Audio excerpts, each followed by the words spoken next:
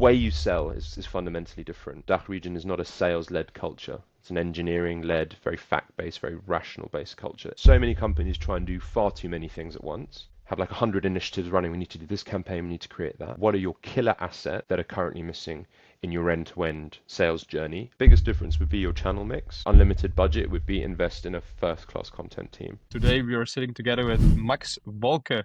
Max, can you please introduce yourself? Thanks, Jules. Well, thanks for getting my name right first, pronouncing it correctly. Yes, I'm Max Wolke. I'm a fractional growth leader, which means I see myself as the glue between marketing and sales that makes growth stick. And in my experience, what I've seen is that marketing, sales, RevOps, sales support, even parts of product and product marketing, those functions need to be orchestrated and brought together for a company to grow. So I've done this at a number of startups and scale-ups. Since the summer of this year, I've been working as a freelance fractional growth leader, so fractional CRO, and occasionally stepping more into the kind of the marketing side of it. But I really I've done both of those roles as a VP marketing and as a head of region. And now for me, it's taking those experiences and combining them as a fractional CRO role, which I'm convinced is the way companies actually really grow in 2025 and beyond. And then as a fractional growth leader, a fractional CRO, what are the first things I actually check at the start of day join? For me, it always starts with the data. So I come in day one and I'm like, let's look at your full funnel. And that means like, give me a HubSpot login, give me a Salesforce login. And you get companies at different levels of data maturity. So some can create a picture which has some holes in it, and then you need to spend a week or two getting there. And some are really flying blind, and they're driving a lot of decisions based on opinion. So what I've done at a recent client, I used Omni Analytics, which was a platform where you can pull in Salesforce and HubSpot data and then create visualizations. So I literally just created a full funnel visual and then sat down with the marketing and sales teams and support functions and said, right, what's this funnel telling us?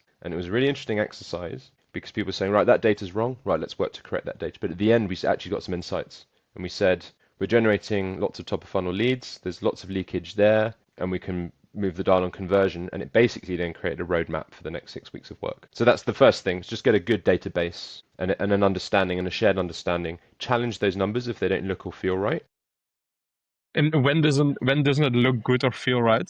Like, what are some obvious tells? Some obvious tells. Usually, it depends what stage of let's start top of funnel. So you sit with the performance marketing manager and they go, well, those numbers are like 20% off from my HubSpot reports. So one of those numbers is wrong, or this doesn't marry up with the historical leads we've counted somewhere else. So you're doing a matching exercise. So you've got different data sources, and if they're off by a tolerance of more than 5%, you know those numbers you're measuring something differently, you're counting the numbers differently. So the first thing is just to check, are the numbers right? And when they're way off, then you've got some investigation work to do to get them to align more closely. Once they start to align more closely, you're like, right, those are more or less correct. And then you can put a tick next to that. You have the mental peace of mind where you can say, right, marketing qualified leads, or let's say new leads, unqualified leads, that's the right number. And then you move to the next part of the funnel. Number of opportunities. That's much easier because an opportunity in Salesforce, that data is usually more reliable. That's the step of processes. What I usually see on the marketing side is you've got lots of different funnels, you've got lots of different channels, you're bringing those into HubSpot. Your definition of that number is different from how someone else is using it, and then you get all out of whack. And it's quite a classic. There's a lot of companies who aren't completely on top of their data. And is that also like one of the first things they do to really check these metrics? What do they actually mean for everybody? Is everybody aligned on a definition? And then afterwards, of course, you're gonna analyze the data and make sure that you're gonna take actions based on where you see the biggest leverage point to improve the eventual goal, which is conversion, I suppose. And then close in general, one deals. Yeah, close one deals. Yeah, and that's where the entire full funnel marketing leads towards. What do you see as full funnel marketing? Also, just to really take your advice into account, what is the definition of full funnel marketing? It's really simple. It's from awareness to the close of a deal, and it's each of the different stages in the marketing funnel combined. That's what full funnel means, or the end-to-end journey. So it's from a prospect or a lead becoming aware of your business, interacting with that something for the first time, if that's a piece of content, if that's an ad, if that's a post, down to them signing a piece of paper and paying you money. And actually the full funnel piece is exactly the same if it's D2C or B2B. The motions within that, the activities, the things you have to do to close those deals obviously differ between D2C and B2B, and slightly in between domains, and if you're more product-led growth, or if you're more like sales-led, if you're more enterprise. But in essence, that's what it is. top to bottom of the funnel with each of the different stages, and then measuring those different stages between an unengaged lead, one that's engaged, one that's then warm, one that then books a call, then the different stages of the sales funnel right down to deal closing. So it's pretty straightforward. And then about the difference between B2C and B2B, at start awareness is 100%, and then conversion is like the final stage. How do you see these prospects actually drop off in the entire full funnel? And what's the difference between B2C and B2B there? For example, I can imagine that B2C only 2% that make the sale. Within B2B, is it higher? Is it similar? Like, what are some specifics? I think it's the benchmarks look different in different domains. If you're selling FinTech, SaaS, a lifestyle product, those can be really different in the B2B space, similarly as they can be in the D2C space. If you've got high consideration products, let's say wealth tech, and someone's going to be investing a large amount of money and trusting you to manage that money and grow that money, the hurdle for them making that decision is a bit higher than if they're just buying something that has a relatively low meaning in their life and doesn't have much impact. Same with the B2B solution. You would argue most B2B solutions now should be important because companies are looking more carefully at their spending. So maybe the amount of time that prospect spends in awareness and consideration might take longer because they're informing themselves about different products in the market. There's multiple stakeholders involved in that evaluation and assessment of the tool they're buying. That might be a difference. But I find it difficult just to throw out generic views on this. I think it's really domain specific, business specific, the kind of business model you're driving, the kind of sales process and marketing funnel you've built. So, I mean, I'm happy talking about some specific examples because I think that could be misleading in terms of just saying it's this, it's that. I think it's quite specific. And then, for example, when you talk about, for example, wealth, do you then also have a different structure of your entire full funnel marketing? Like, do you design it in a different manner depending on how big the hurdle is to adopt? I think the biggest difference would be your channel mix. So you learn from, doing paid social, organic, search, print, which channels are effective at producing high quality leads that fit your ICP. And then you're constantly measuring what your cost per lead is. And if you see that one channel is getting super expensive and actually the quality is okay to middling, but it's dropping off and your sales team are less able to convert those, you might then, and this is a real example, shift your channel mix to print media where your target audience is hanging out, where people with money to invest are informing themselves and where your name comes up. And as a result of that, booking calls with an investment advisor. Similarly, in the B2B space, you might realize that you are spending a huge amount of money syndicating your content with like G2 or Gartner and whatever, but it's not moving the dial. But actually, like your white paper, like content-led strategy is working brilliantly at the end of that kind of awareness, beginning of consideration part.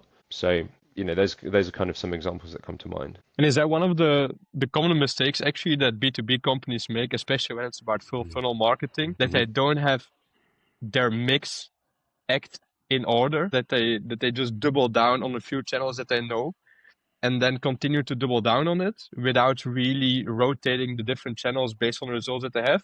Is that a common mistake? Yeah, I think there's a few paradigms maybe that leaders in those businesses are stuck with. Marketing suffers often from the idea that because something's measurable, it's preferable. So brandy stuff is easier to write off because you say, I can't measure brand, or non-digital channels are harder to measure. Therefore, I can't measure my ROI, so I'll stick to paid social, even if it's expensive and it's not yielding results. The other thing is in terms of how patient you are and how strategic you are.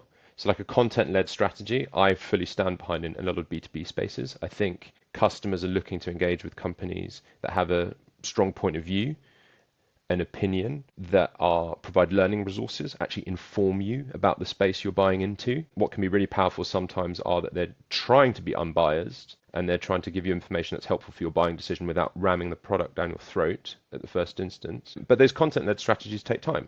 You're not going to see results on day one. It might take 6-9 months to build that trust up. Often companies get reactive under pressure because they've committed to revenue targets to their board. And I think this informs our overall conversation. Growth then gets reduced from orchestrating lots of stuff to grow a company to lead gen.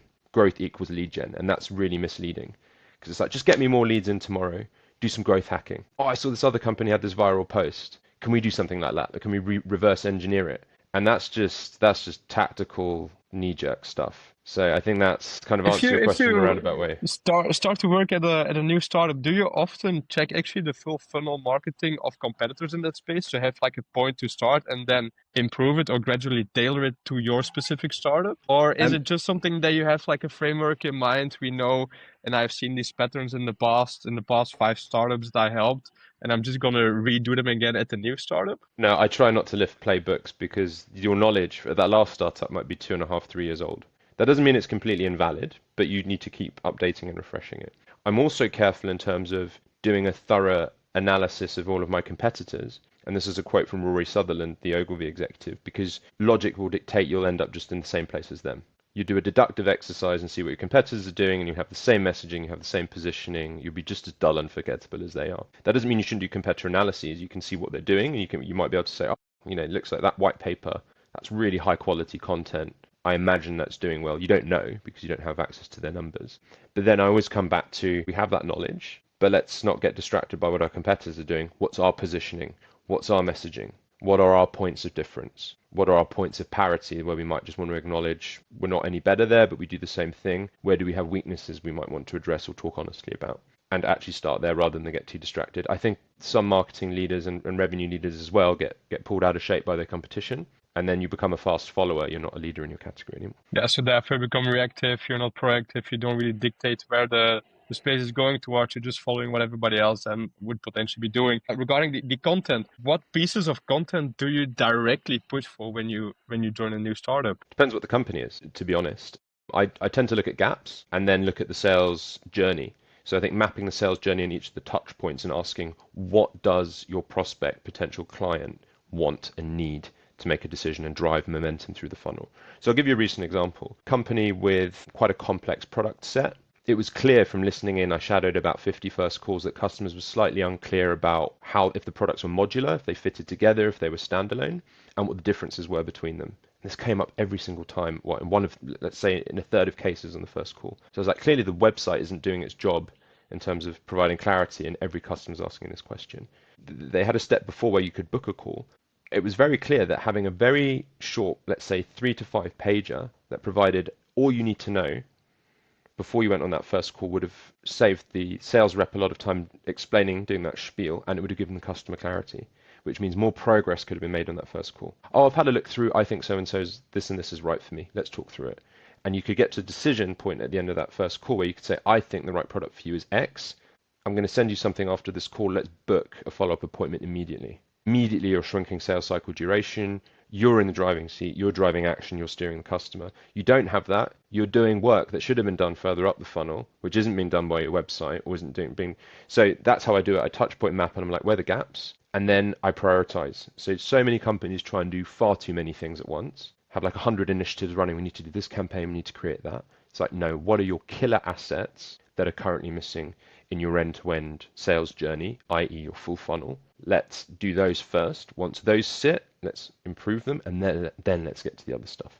Otherwise, you're just going to move 100 things 10% forwards, and your customers and your sales team and your marketing team, they're still going to be really frustrated. 2 questions. First of all, so your intake sales calls are an amazing source to understand which content that you would need to create. Do I assume that one correctly? 100%, yeah. Second one, about killer content. If you would need to force me to write 5 content types or 5 type of articles, white papers, what would I directly need to write down?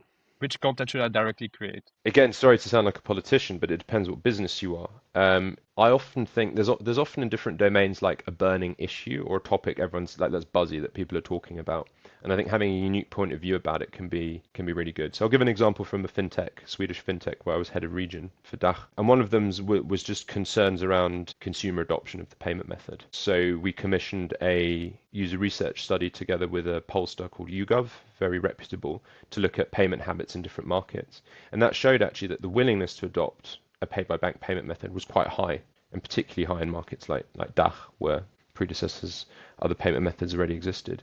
So that assuaged the fear of the buyer. So using the MEDDIC methodology, potential champions, but also economic buyers in the organization, that adopting this payment method isn't actually as risky and it's not as unknown as you think it is. So it dispelled a myth in the market. Then we identified a second thing, just again to your point around sales calls, that the business case wasn't very clear, the economic benefit of the solution. So then we started doing some like hard numbers in terms of like these are the potential savings, based on like solid assumptions. So I think your And then content business needs case based on a specific customer or more generic in this specific for the case? product. Yeah, saying if you're this type of customer and you implement this product, these are some of the benefits, cost savings, and like revenue increases you can expect.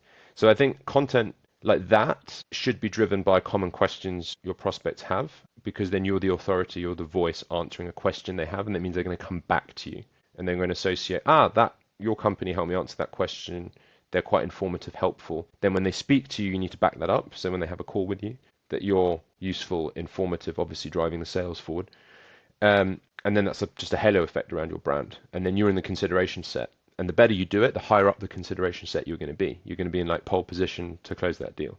So I think that's how good content works. Again, I will caveat that with depends what type of business you are. In a D2C context, you might build an amazing top of funnel strategy by having a really good podcast that people tune into, and they just associate that podcast with you. And then when a buying decision arises, you're top of mind. If you're selling to technical buyers, maybe you've just got like a really good technical blog, or you've got, your chief technology officer, your chief product officer who's putting out content more as like an individual creator. So there's lots of different ways to do it. And I think the formula, again, needs to be adapted to what type of business you are. And that's not just B2B or D2C. I mean, that's your domain as well, who your buyer is, if they're technical, non-technical, that type of stuff. And then potentially, so the content for convincing them to buy your product based on the first sales intake call, content from customer success could potentially lead to inform your university, your educational resources that you're building, right? Okay, perfect. And then, sorry, Jules, on this one, just to jump in, and when we think about full funnel, of course, the funnel doesn't stop when the acquisition funnel stops, but you've obviously then got another funnel, which is farming your existing customers and retaining them. So there's a separate funnel there. Like, as you say, you've got your account execs. In lots of business, you have kind of key account execs looking after your really big, important, complex customers, and customer success who are feeding back complaints or challenges of the product or improvement possibilities. And that's a separate cycle there where you're trying to grow your share of revenue from existing customers, keeping them happy.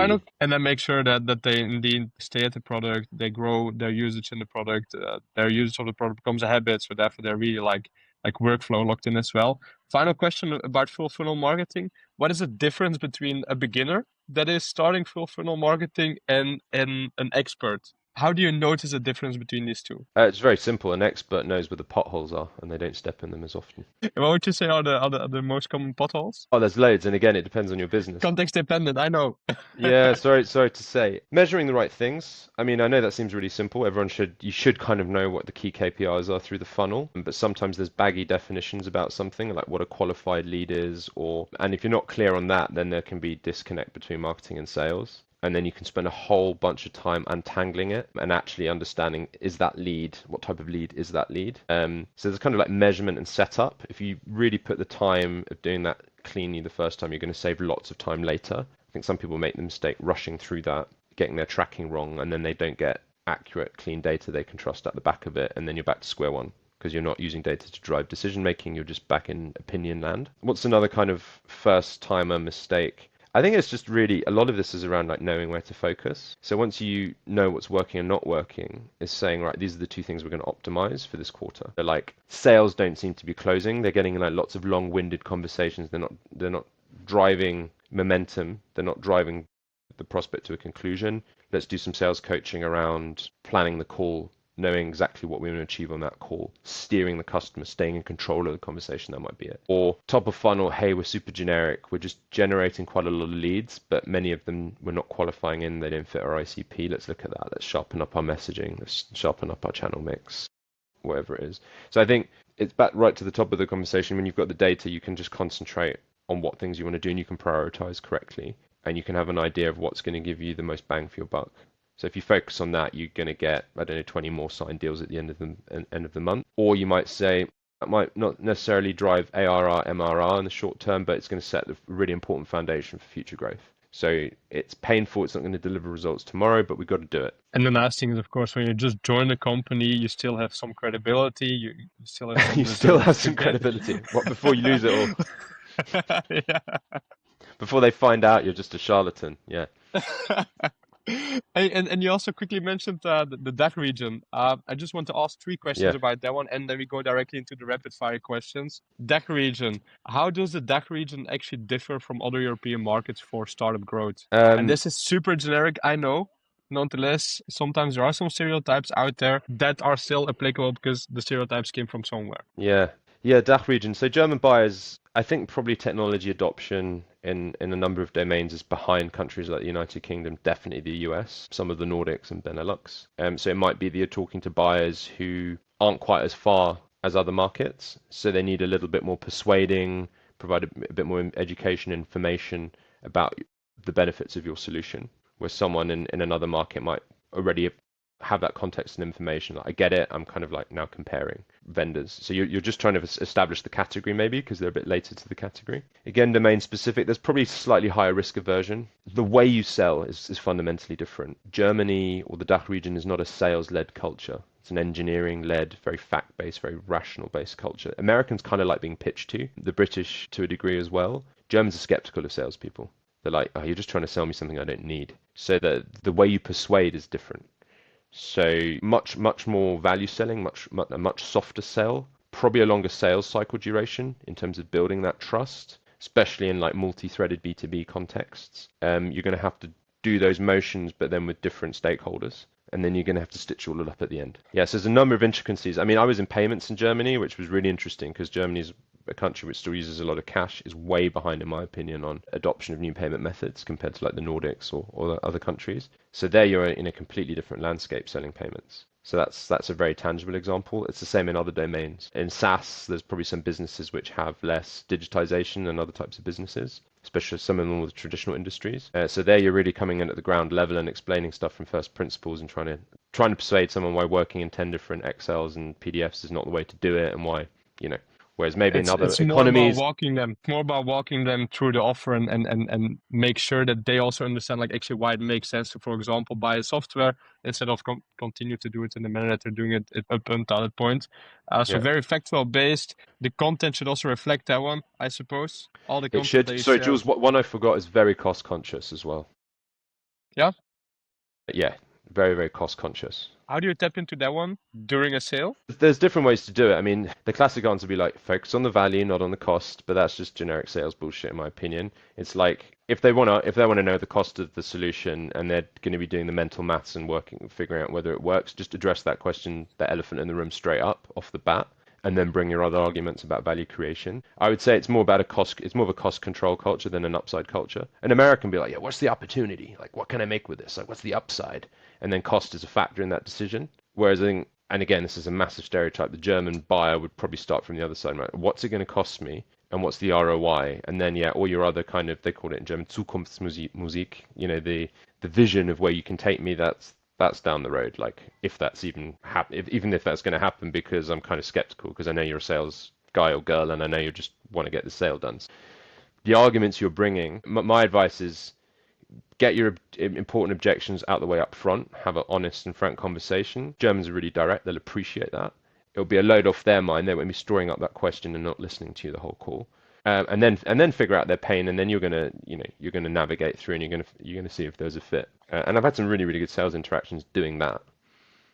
Get that off their mind. They're going to be skeptical. Get them warmed up, and then actually you've managed to flip them because there is a real need. I mean, look, if they a smart buyer, they're going to identify whether your solution is going to save them money or make them money. It's pretty simple. And are there some specific platforms for the DACH region that are not that well known in the Anglo-Saxon world? I mean, there's a few big champions in the German market, like HR Tech. You've got Personio. They're on a massive international scaling effort. They've actually had to kind of cut back and make some redundancies because they probably grew a bit, increased their burn rate. Celonis is another big champion, kind of process automation. I think they're more international.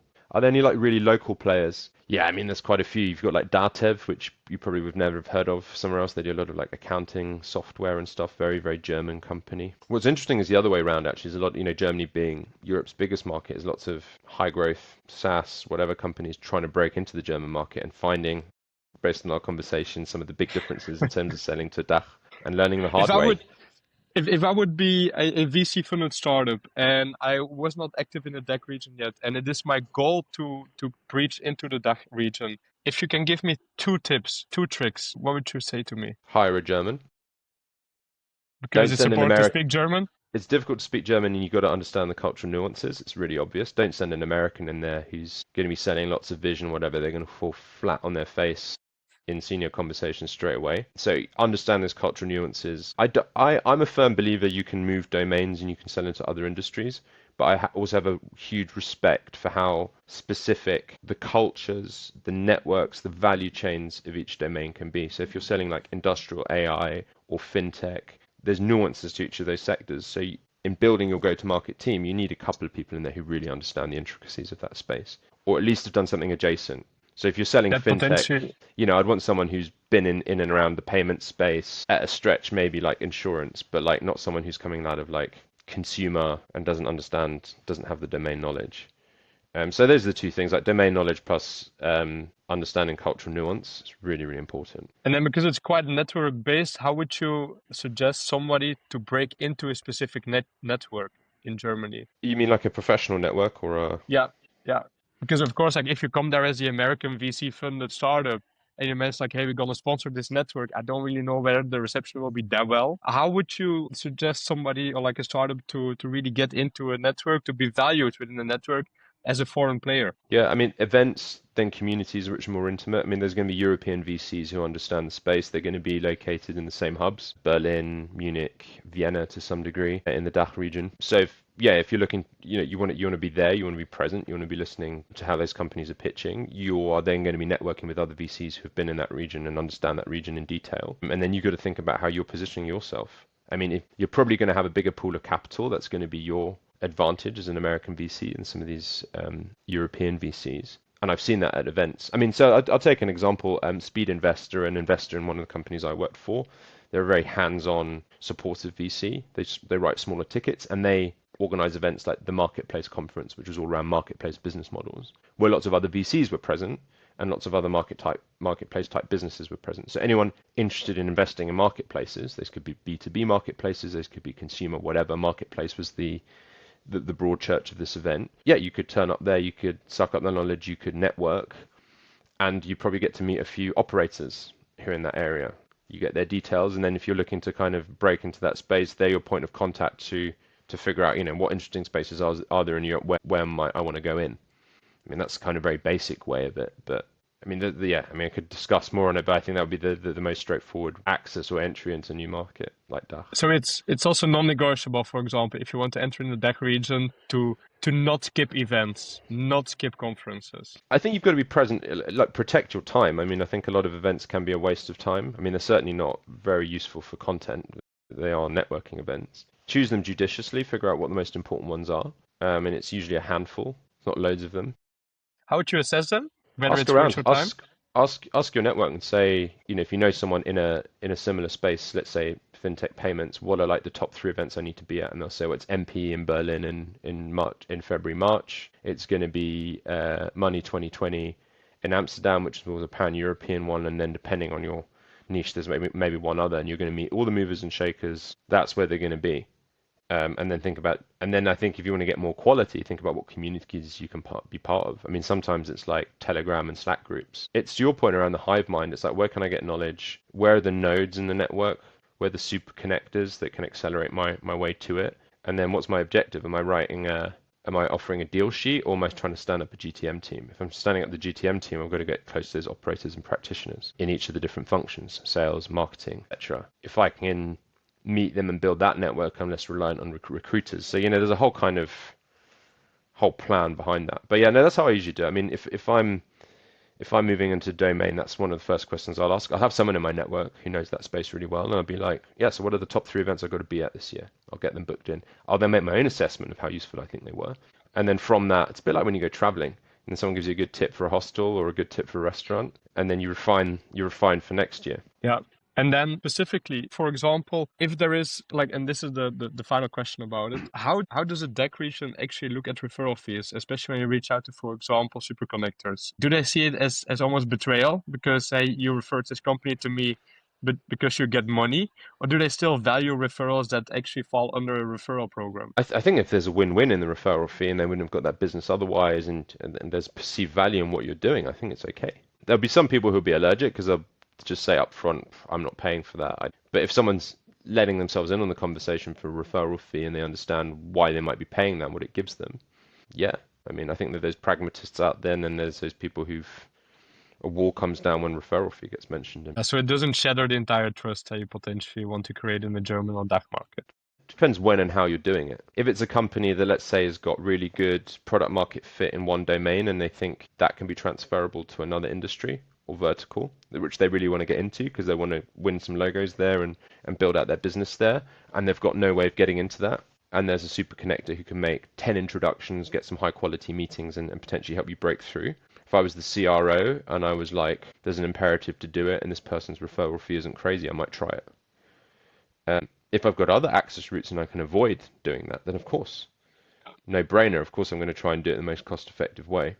So, and you just mentioned logos as well, and this is really the last question about it, but you just keep on touching on a lot of interesting things that I want to ask questions about. Logos. Is it important to have one of the bigger brands in Germany or in Austria, for example, as one of your clients to show the trust that they have in your brand, in your company, or is it not that important for the DACH region? No, it definitely is, and I think that's not region specific, that's everywhere. If you've got a big name, of course, competitors or other people who know that name will say, well, they've signed, there must be a good reason for that. So that always helps. Puts you on the map, it builds credibility. It then depends on the deal. You know, so I've seen competitors, for example, someone sign a big logo, but everyone knows it's kind of an open secret that you're doing basically nothing for them. It's more like a partnership, or you've got like a tiny little slither of their business, and you're not really embedded in their business. It's just more like logo on the website. So you got to be careful with that. You've got to make sure it's a substantive deal. You're actually working with them as a partner, so people in the market know that. So absolutely, yes. I mean, it's certainly better than having brands that no one knows. I would say if you've got relatively small unknown brands, but you're doing like really meaningful work with them, and your solution's really doing something powerful in their business, and you've got a really good case study and story about it, that can be good, although you don't have the name recognition. All right, yeah, that was the final question. No, but it's a really good question, Jules, because like when I was at previous employer of FinTech, and I was trying to break into the German market, I did go for the enterprise big name logos, and I got into the room and I got into the consideration set, and I knew very well that if I could crack one of them, that would open lots of doors. Would you also give some discounts actually to be capable of portraying their logo on your website, and a potential additional discount to do a case study with them? Or would they be open in general for this? Or are they very protective actually of where their logo is going to appear on? Some can be. I mean, the more kind of high-end luxury you go, those brands are obviously very protective about where they're shown up. No, I mean, I think that the big brands, they know their buying power and they know how important they are to you. So you're a Series A, Series B startup, no one knows you, especially if you're coming in from a different country. You're not in that ecosystem yet. So they're like, well, we know that if you sign us and you put our name on your website, that's going to be hugely valuable, so they can push you on price. And they'll be aware of that. So commercially, you will be looking at those deals and be saying, well, I'm going to have to go low on price on those, but I need to get that new logo in. And then I'm going to make my money back in terms of bringing in, let's say, second, third tier companies in that vertical, let's say e-commerce, and that's where I make the money. But I need the brand visibility, so that might be the consideration there, yeah. But they know that. And also, like in general, because it's such a tight-knit community, potential clients of yours, do they actually often call current clients to just, especially in the DACH region, they want to know whether it's like the real deal or not? Would you say it's more in, for example, the DACH region than in other regions in the world? Well, I don't know. I can't say because I haven't worked in enough other regions, but I have had, a few new clients ask for references or reference calls, where they'll talk to a peer, if that's like a head of payments, or sometimes it can be the CTO, and be like, what are your experiences with these guys? Is their product solid? Is it reliable? What's their customer support like? Whatever their questions might be. I think reference calls are definitely a thing. There's obviously a difference between like an official reference call where they explicitly ask for it, you put them in touch, you're outside the room, they have that one-to-one conversation. You've got to be aware that every client will be trying to gather information before a major buying decision anyway, around the back through their informal networks. But yeah, no, reference calls certainly I've facilitated a few times. Have you ever done a webinar with a client in Germany that wants to position itself as a thought leader in the space? Not personally, but I do see that it's interesting. Sometimes you get the flip effect where the customer or your customer wants to have a webinar with you because it makes them look more advanced. So like we're using a leading tech vendor, and there's certainly like some, let's say, slightly old school, where some dust has gathered on the cabinets, companies in Germany who will use, a young dynamic startup as kind of the poster child for them transforming. Yeah, and which is then an they have an interesting flip in the innovative. power. Yeah. It's an interesting flip in the power balance there. It's like, all right, they're using us now, and you've got to use that to your advantage. Not companies I've worked for, but I do see that in the market. So specifically, like these client-led webinars, do you see them Oh, more okay. often in the DACH region than in the US UK region? Hard to say. No, I don't think so. I don't think so. I think if we want to come on like one other facet of the DACH region, there is a yeah, there's a certain number of things that you as a provider need to be really sharp on. Data security and being first and foremost. That's the kind of how trust is established, obviously through the relationship, but there's some really hard parameters in Germany or in the DACH region which are culturally specific. So yeah, the scrutiny around privacy and data security is way higher than it is in Anglo-Saxon economies, for example. Other ones, other really important things, and then we're gonna go to the rapid fire of questions. Yeah, I mean, people will say, Germany is a country of philosophers and engineers. So there is a high onus placed on knowing what you're talking about. And so if you're going to be fluffy, if you're not informed, if you don't know your solution inside out and you get caught out, I think the loss of face there is significantly greater than it might be in other countries. That's not to say to do a discredit to other cultures, but I think Germans are very specific and they really Yeah. value technical knowledge. Because you come there to sell a software, and then you should know everything about the software as well as about the domain. Precisely, yeah. But that's a cultural trait. If you're manufacturing cars or high-end industrial machinery for export, every cog, everything needs to be perfectly done before you ship. And that same standard and precision, and that's one of the great strengths of the German culture, I think, would also be expected in other areas. So if there's any doubt that your product isn't good and that you don't know what you're talking about, that's problematic, certainly. It's interesting to know.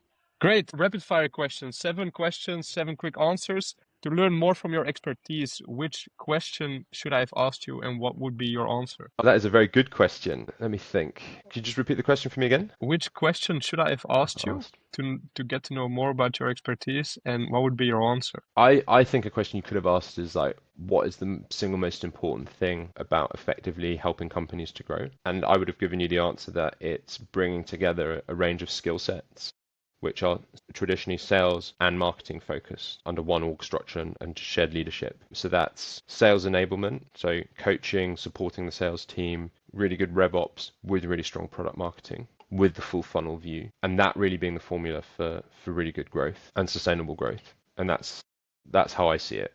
And I've seen it not done that way multiple times, and I'm now seeing it being done that way, and it's way more effective. It can sometimes be a bit bumpy, getting sales and marketing to talk the same language, but it's that coordination activity that gives everyone clarity and shared mission. Which podcast or book would you recommend to our listeners about growth? So I believe most business books are complete rubbish. They could be. I think there's some really good blogs, Substacks, YouTube channels on this stuff. Although I don't know if I was going to go for one thing for early stage startups, it would probably still be Rob Fitzpatrick's The Mum Test in terms of finding product market fit.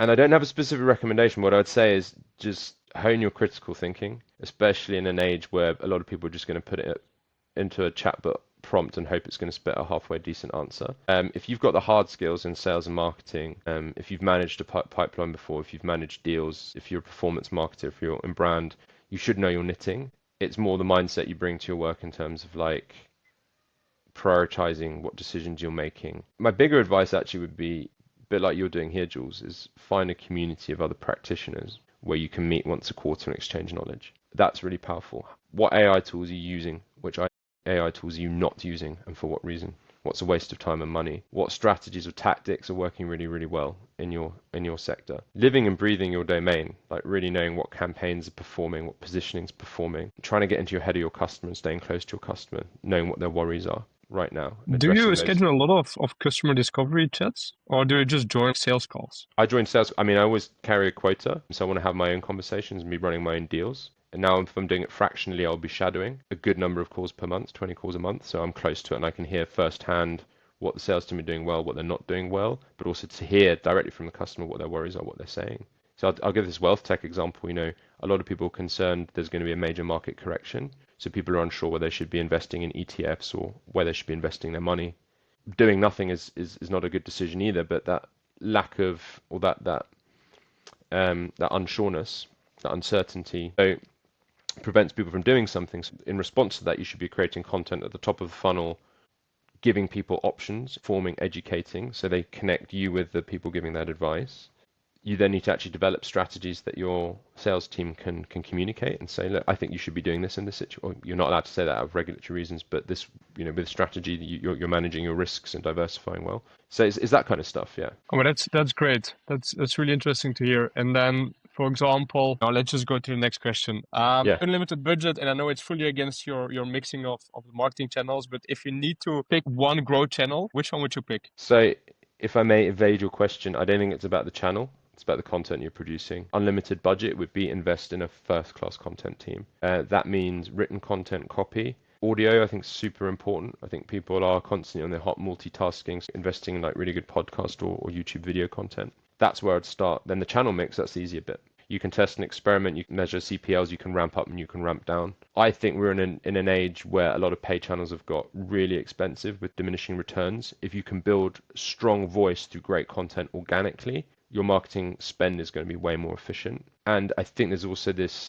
desire amongst buyers to want to engage with an authentic partner. And the way you build trust that way is, not only cheaper, but much stronger. It does take longer. And you've got to execute perfectly. Hence why I would invest in having great people producing fantastic content rather than automating content production with AI and then spending budget firing it down Google Ads. What's the biggest misconception about growth? That growth is lead generation. That's the biggest misconception. Why is I it need not? to grow. I need more leads. If I throw loads of leads, if I can generate loads of leads at the top of my funnel, then we're going to grow. And it just minimizes the growth function down to this like singular objective. And you might think, oh, that's ridiculous. No one thinks that. I've encountered that a few times.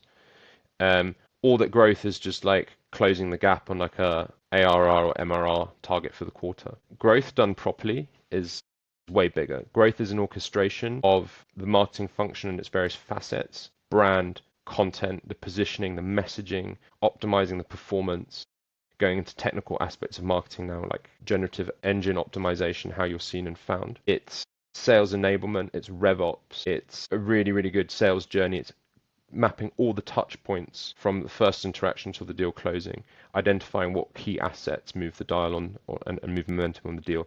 That's growth, and it's orchestrating all of that, and it's having a really well-oiled machine that speaks the same language. And we know there's always tension between marketing and sales. It's having really good commercial leadership at the top that's getting people focused on what needs to be done and not pursuing too many projects. So that's the biggest misconception.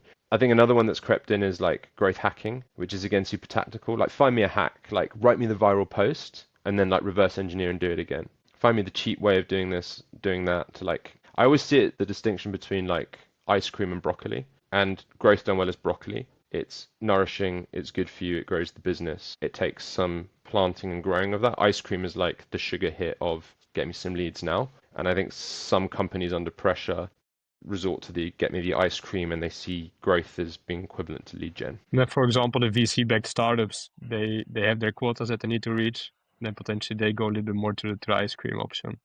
Yeah, and then they like over focus on like demand gen and like doing like lots of noisy outbound. Just get the like, and they look at volume and quantity and like number of emails sent. They maybe lose sight of, I mean, it depends what domain you're in. If you're doing like complex multi-threaded deals, you've got a different go-to-market than if you're doing D2C. But yeah, it's all of that stuff. And I would also say the data bit. Like if you've got technical or data debt as well, if you're a scale-up company, then a key part of growth is getting a picture of your growth, historical growth, what you're not doing so well, and then actually validating your growth forecasts. So being like, right, before we can get to that aspirational goal we've communicated to the board, because your VCs want minimum 20% year-on-year growth, let's see if we're actually set up for that.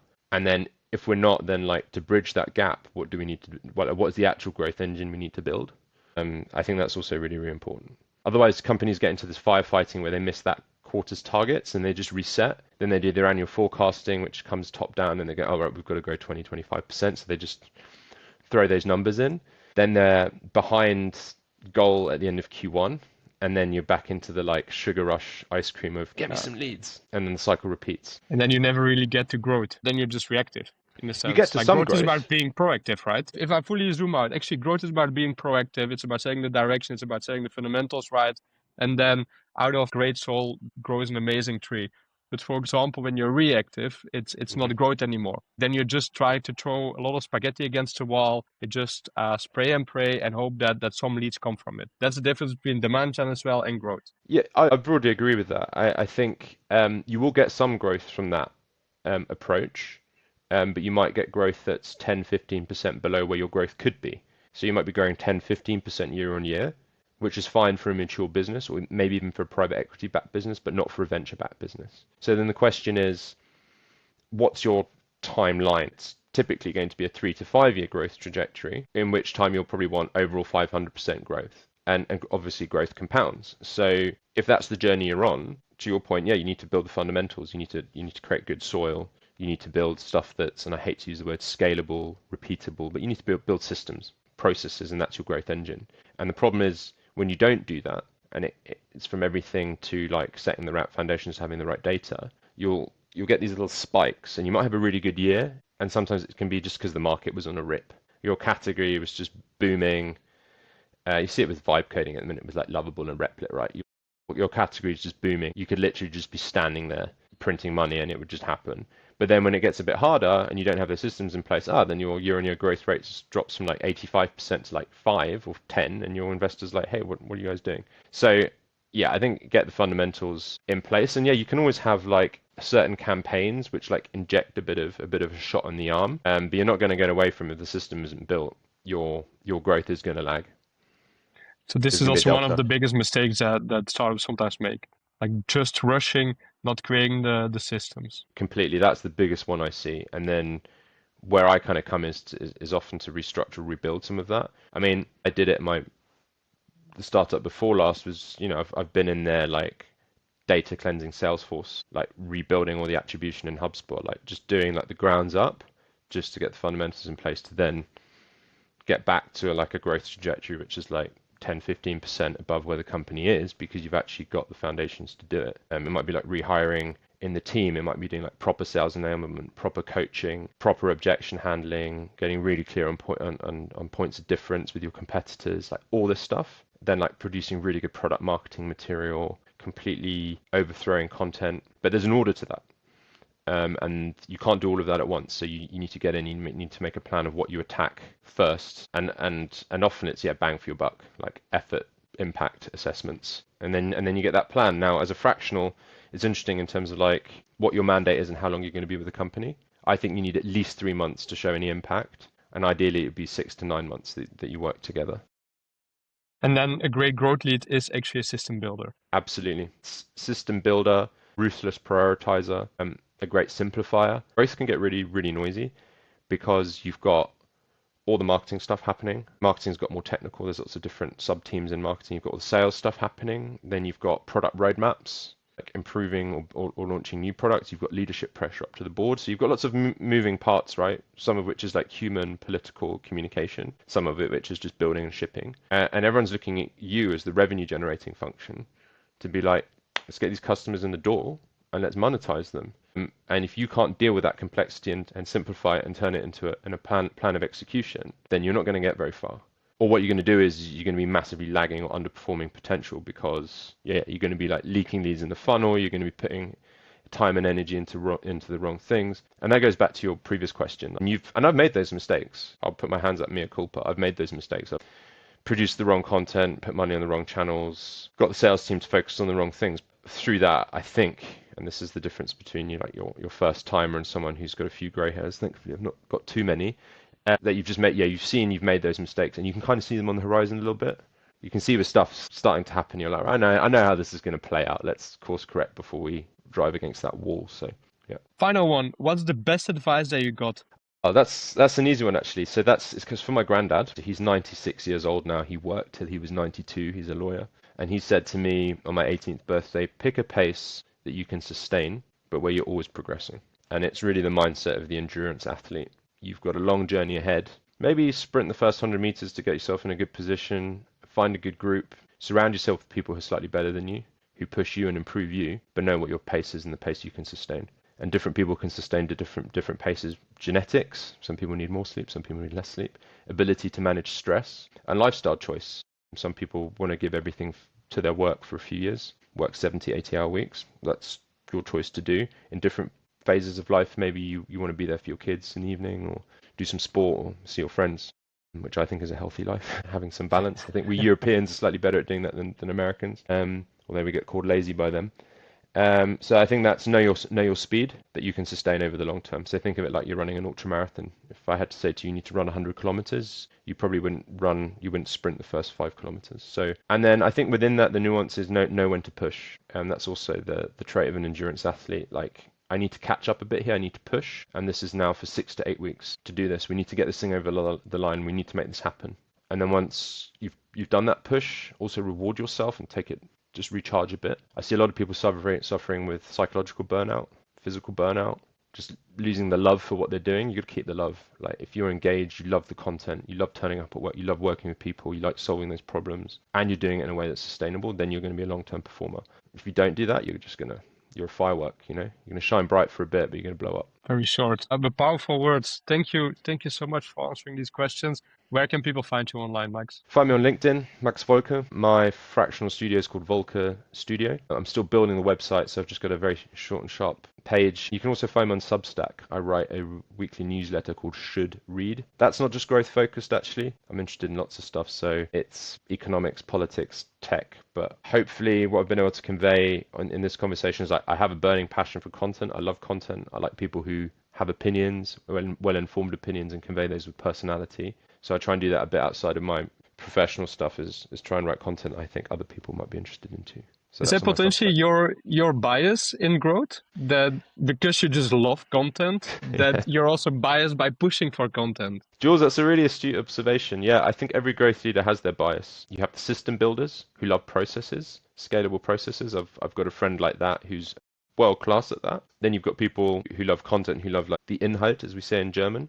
But you're right, I think this is the case for everyone, is that we have biases, conscious and unconscious, and we tend to gravitate towards things we like. Taking a step back, I think as a CRO or as a growth leader, there's always a radar diagram in terms of like where you index. But I think really good CROs actually are balanced and are quite good across the piece. So you've got to understand, I think, content from a marketing perspective, but also in terms of like in a sales call, like being able to answer a question crisply and clearly, not like waffling away and hiding behind jargon. You've got to understand the importance of brand. So you've got to do all the marketing stuff. You've got to also understand processes, systems, and discipline. Good funnel management, good ref ops, getting on people's back when they've like left an open to do in Salesforce for a week and they haven't moved that deal forward and they've lost time. So you've got to be like the general as well. And if that's not your natural type, then bring someone in who can be like the RevOps lead and do that. You've got to be sharp on commercials, on pricing. It's interesting because people are skeptical of generalists because they think, oh, the generalist is not a specialist. They don't go, but it's actually a kind of a T-shaped skill set. So you've got to be broad, and there's not many people who can do marketing, sales, all that stuff, like genuine growth leaders. And you've got to have a few areas you can go really deep in because you've really got to know your stuff. Like if you've got to build like really good tracking, full funnel, you've got to be data literate. You've got to know when someone is saying they can't do something in Salesforce or HubSpot, you've got to say, yeah, you can. Like, don't give me that. You can do that, and I'll sit with you and we'll figure it out. But yeah, you're right. I do have an affinity for content, and maybe though, to answer that question in the sense of me not promoting the thing I'm interested in, I think we live in a very content-led world. Companies used to distribute. Look at the evolution of the media landscape. Look at the power of creators and influencers. Why have they grown? Because there's micro communities. People follow people. They love authenticity. They love the closeness. So podcasts is also an amazing kind of phenomenon for me because it's very intimate. You're in someone's ear. You're hearing their voice. They're talking to you. And it creates this feeling that you know them, that you're eavesdropping on conversation or you're having a conversation with someone. That channel has exploded. Look at the amount of advertising revenue that's been created by podcasts now. And a good podcast, what does it live and die on? The quality of the content, the quality of the conversation, the quality of the people speaking. So that's why I'm really convinced that works. Otherwise, what you're doing is you're chucking a load of money to big tech, essentially, into a black box algorithm, which you can try and decipher. And lots of people like try and figure out the weightings of the algorithm, but you'd never really know. Because also if it changes, then you're just like at the mercy of the algorithm gods. So content is king, especially right now in the AI slop age. Exactly, and you're like bending yourself out of shape, trying to like pander to the algorithm because you think lose it's your authenticity. Yeah, and you create word salads. Like you just start like, I mean, how much like B2B or like how much marketing content do I see where like out of home advertising billboards or like banner ads and stuff where I'm just like, what is it your company does? I've got no idea because you've just like throwing out some jargon at me. I've got no idea who's even written this. If whoever did this like should be fired. And I think the stuff that really cuts through is super smart. I don't know if you saw that advert the other day, which was just like some numbers. I need to remind myself of the company. If you give me one sec, got it saved here. It was Exa.ai. Yeah, websites. Yeah, 10 to the power of 18 is greater than 10 to the power of 100, which is basically saying like a smaller, better data set is more powerful than like Google, which is like trying to scan the whole planet of data. Why was that so genius? AI wouldn't have written that for you. It was appealing to a technical, geeky buyer. It created intrigue. How often do you see an ad that's just numbers, no text? It's an equation. It was obviously wrong, that formulation. Mm-hmm. 10 to the power of 18 is not greater than 10 to the power of 100. And it tapped into people's desire on the internet and Reddit to correct mistakes that they see on the internet. Viral moment. That combines marketing creativity, speaking to your ICP and audience and your buyer all in one. That's genius.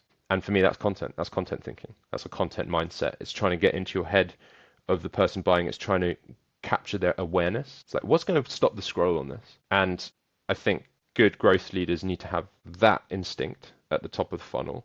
And they need to combine that then also with something which might sound less creative, less sexy, less inspired, which is just discipline. It's the getting up every day, managing the funnel, staying on top of your leads, knowing your numbers. When you're seeing your numbers behind, like getting on someone's ass and being like, why is that not happening? Or if you can't get a report, fixing it. So like you got to do quite a lot of different stuff. And you got to enjoy all of that different stuff. How did it happen? I can give you an insight. I mean, I've been in the room for some good ones in my time, and I think it's about getting a diversity of thought into the room. If you get 3 people who will think the same way, you're going to get a very predictable bit of top of funnel content. It's iterative, so you're going to write a version. It's not going to quite pop, and you know it's not popping. You're like, it's not there, and then you give it another turn, and then when you see it, you're like, that's it. Then there's the going out and testing it bit. You know, just because you think it's great doesn't necessarily mean your customers or your audience. Would you test it with your audience or just in the office? I mean, recently I've done like quite a lot of like banner ads, and I had a bet with the person I was generating them with, which one I thought would resonate well, which ones I thought would be like the most successful in terms of like click-through rate, not just impressions, actually conversions. So that makes a bit of fun, bit of like we think, but is that what the audience is gonna want? And yet, no, I would test them. You test them in small numbers, so you can limit the number of impressions so they don't. But it's important to put stuff out there because you said it up front, Jules. You know, we've got our own biases. So because I think it's great doesn't mean the audience thinks it's great, and maybe I'm not the typical buyer. I mean, I've worked in lots of companies where I'm not the typical buyer.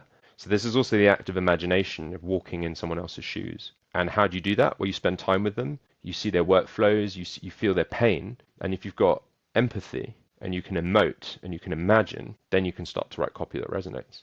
So actually, I think having people who are novelists or true creatives sometimes in your marketing team can be a competitive edge. Not someone with a marketing master's who's done like lots of marketing theory. Well, I think that's an amazing moment to end the podcast. You almost are 1 hour over time.